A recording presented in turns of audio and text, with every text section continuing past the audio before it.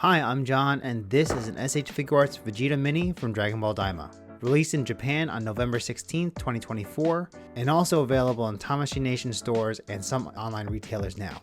I have an Amazon pre-order link in the description, so check it out if you're interested. I picked this up at the Dragon Ball Daima North America tour at American Dream Mall earlier this month. And seeing as how this is the last minifigure of the initial batch of mini Dragon Ball Daima figures, I'm wondering how it stacks up against Goku and Piccolo, since those two really exceeded my expectations. But before getting into the review, be sure to like this video and subscribe for more reviews like this, and of course for my custom figure projects. Alrighty, let's unbox it.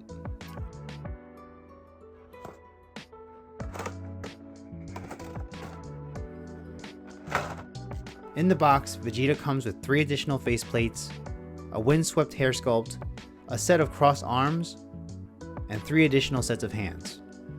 My first impressions, just looking at the blister pack, is that this is probably the biggest offender of wasted space of the 3 minifigures so far, and that collectors can point at this to say that it's not worth the $35 price tag. At least at the same price point, Goku came with a Noibo, a sheath, and an extra skirt, along with the other accessories. And even though Piccolo was almost twice the price, I knew that as soon as I unboxed it, I was impressed with the quality and the amount of full head sculpt and faceplates included. My first impressions of the figure itself is that it is a little bit lacking. I can't blame Tamashii Nations too much with the lack of detail because that's pretty much how the character design is. It does fit with the aesthetics of the show and the other characters, and the sculpt lines of the chest armor are detailed and pretty crisp, but there isn't any shading on the figure. It's also quite small, even compared to Goku and Piccolo. When I posed it in a stand, the torso doesn't even fit inside with it fully clamped, and it's pretty much leaning entirely underneath its armpits. Turning to its articulation, starting with the neck. Oh. Okay, take 2. The neck peg is very flimsy, and the head falls off pretty easily. The neck itself does have a lot of articulation though. If you push it forwards too much, you can see a little gap in the back, which isn't ideal, but there is a lot of movement available here. The arms go out to the side 90 degrees, but because the torso is only one piece, you're very limited in how much you can bring the arms closer together. You can make it work, but it's clear that Tamashii Nations did not put as much engineering focus into this figure as they did with Goku and Piccolo.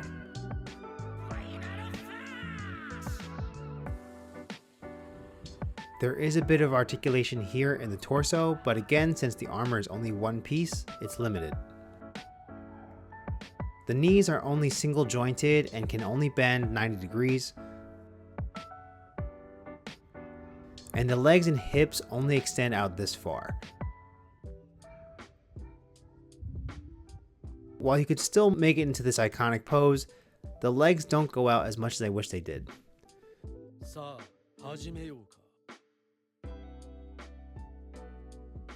The knees do rotate, so you can still make the legs go a little bit further out without it looking too awkward. To change his arms to the folded position, you remove the arms completely and you replace each arm with its folded versions and connect them together with a locking joint. And it sits on pretty well. I actually prefer this separated arm method here versus the way they did with Piccolo, which was incredibly fiddly to get on. To change his hair sculpt, again, it's very easy to remove and change. And when changing the faceplates, it's very secure and leaves no seams, which is really nice.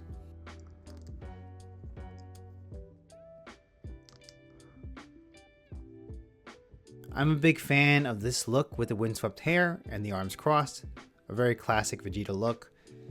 And it makes sense because this pose is really not that dynamic at all.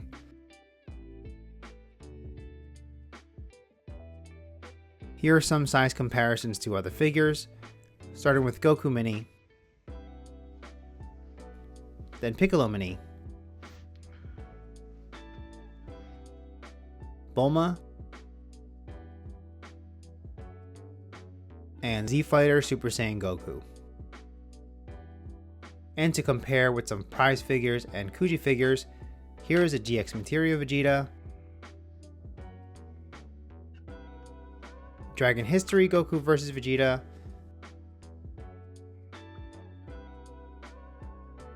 and the super decisive Battle Kuji Vegeta. To close out, this Vegeta minifigure is just fine. Aesthetically, I think it looks good. The face plates look exactly like the character, the sculpt lines are detailed, and it fits in perfectly with Goku and Piccolo. But I don't think that this is worth it at the $35 price point. The size, the lack of accessories, and the limitations in the articulation across the board are sort of a disappointment, especially compared to the other two. But again, you can make some poses work if you can get creative.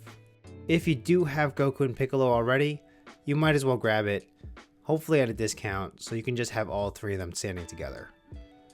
If you're just looking for Vegeta, I would probably skip it altogether, or wait to see if they announce a Super Saiyan form, similar to what they did with Goku. Let me know what you think in the comments. Again, I have a pre-order link in the description below for Amazon, and if you order anything through that link, not just the Vegeta figure, it'll give me a small kickback from Amazon without any cost to you. And special thanks to my members. You can join my YouTube membership for $2 a month to support the channel, where you can get live updates of whatever project I'm working on, and some member-only polls that can help influence certain content on the channel, but most importantly, you'd be helping me out directly.